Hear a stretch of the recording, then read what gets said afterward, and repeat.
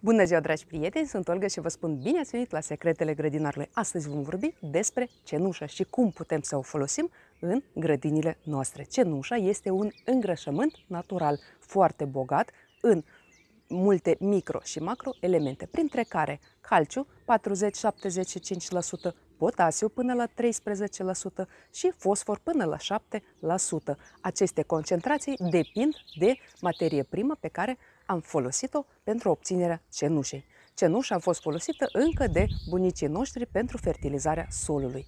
De asemenea, cenușa, având o reacție alcalină, ea ne poate ajuta să corectăm aciditatea solului. Dacă aveți un sol acid sau slab acid și trebuie să îl duceți spre neutru, atunci puteți să folosiți cenușă în fiecare toamnă sau primăvară. În cazul acesta veți avea nevoie de un pahar de cenușă, un pahar de 250 de ml per metru pătrat. Încorporați ușor cenușa în sol și în așa fel puteți să vă mențineți aciditatea solului în normă.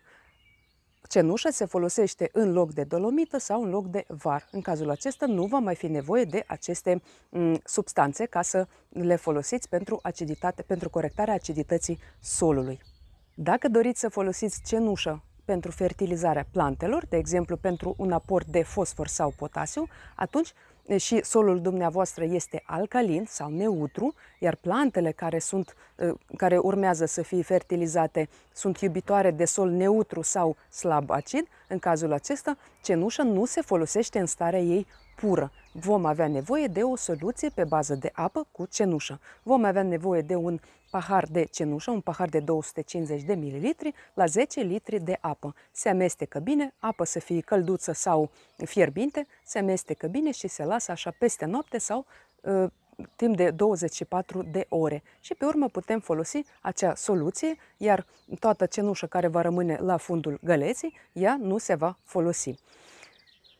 Atunci când păstrăm cenușa noastră, trebuie să știm un lucru. Ea nu se păstrează în aer liber, pentru că ploile vor spăla tot potasiul. Cel mai bine este să ținem cenușa în butoaie, în găleți sau în pungi, undeva într-un loc uscat. Și în așa fel ea se poate păstra ani de zile fără să-și piardă din proprietăți. Sunt anumite culturi care adoră cenușa. Lor le place un sol alcalin, slab alcalin sau neutru și de asemenea ele sunt mari iubitoare de potasiu și fosfor. Și în cazul acesta cenușa este un ajutor foarte bun. Și aici vorbim, de exemplu, de ceapă și de usturoi. Atunci când plantăm aceste culturi, indiferent că plantăm primăvară sau toamnă, atunci când pregătim solul, pe lângă compost, vermicompost sau alte îngrășăminte naturale pe care le folosim, putem să folosim și cenușă. Un pahar de cenușă la 1 metru pătrat. Se împrăștie pe suprafața terenului și se greblează foarte bine, incorporând cenușă în sol. Dacă aveți puțină cenușă și aveți de plantat multă ceapă și mult usturoi, atunci cenușa se poate folosi direct în acele șanțuri de plantare. Ați făcut șanțuri, ați presărat cenușă și ați plantat ceapă sau usturoiul dumneavoastră. Și în cazul acesta, aceste culturi se vor dezvolta foarte bine, se vor înrădăcina mai repede și în așa fel se va corecta și aciditatea solului dacă este cazul și ca rezultat veți obține recolte bogate de ceapă și de usturoi. O altă cultură care pur și simplu adoră cenușă este varza. Varza nu suportă soluri acide și mai ales dacă aveți soluri acide, cenușa este obligatorie.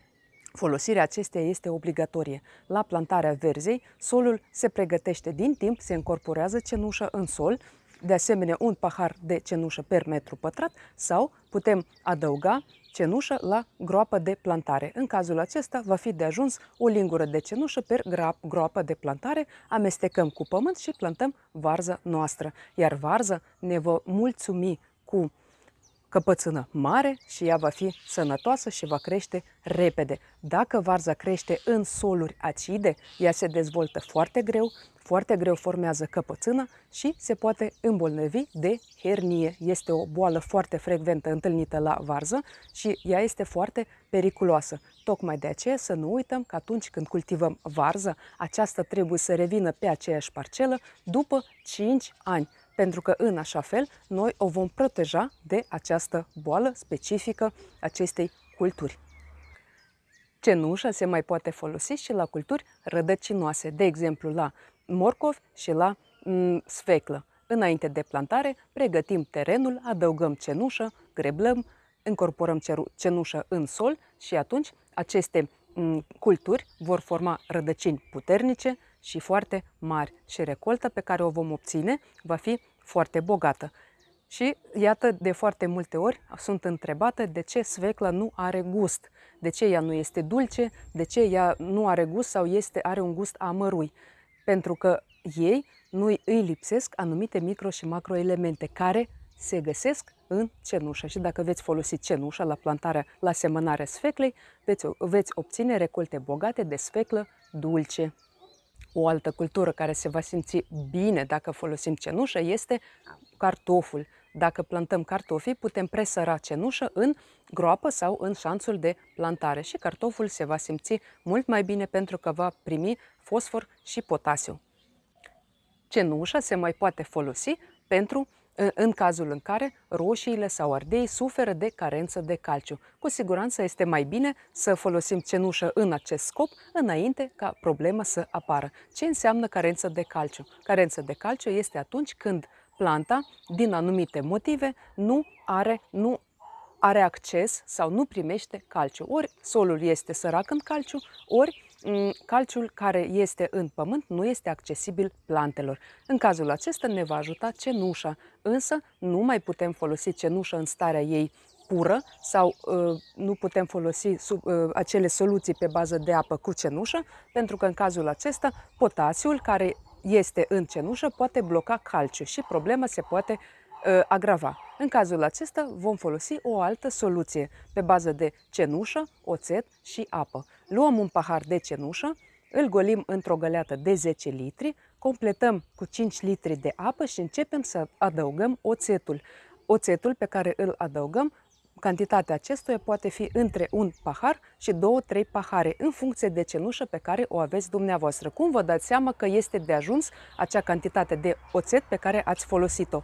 Când oțetul se incorporează ușor, încet, și atunci urmărim acele bule și acea spumă care apare ca rezultat al reacției chimice între cenușă și oțet. Și când bulele au dispărut, atunci nu mai adăugăm oțet, completăm cu apă până la 10 litri, amestecăm bine și folosim câte 1 litru per plantă. Să nu vă fie frică că adăugați mai mult oțet, pentru că oțetul este un acid natural care se va descompune în sol și nu va influența în niciun fel aciditatea solului. Acesta, dimpotrivă, va fi benefic pentru microorganismele din sol.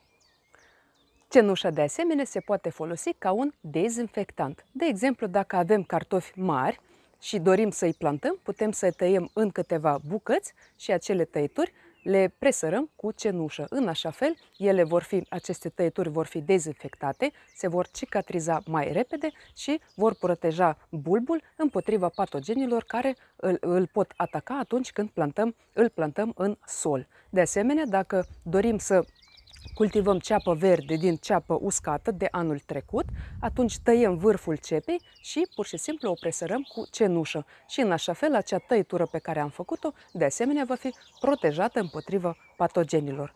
Dacă aveți probleme la răsaduri, de exemplu, apare mucegai. De foarte multe ori am fost întrebată despre acel mucegai care apare pe substratul răsadului. Puteți să presărați cenușă pe acel mucegai și veți observa că foarte repede acel mucegai va dispărea datorită acestei cenușe. Dragi prieteni, sper că acest material vă este de folos. Vă aștept în comentarii, ca de obicei, cu întrebări, sugestii. Lăsați un like la acest video dacă îl considerați util și interesant și nu uitați să vă abonați la canalul meu, apăsați pe clopoțel și alegeți toate notificările ca să fiți notificați de fiecare dată când apare un episod nou. Eu vă mulțumesc că și astăzi ați fost alături de mine, vă doresc sănătate, spor în toate și recolte cât mai bogate. Ne vedem data viitoare, la revedere!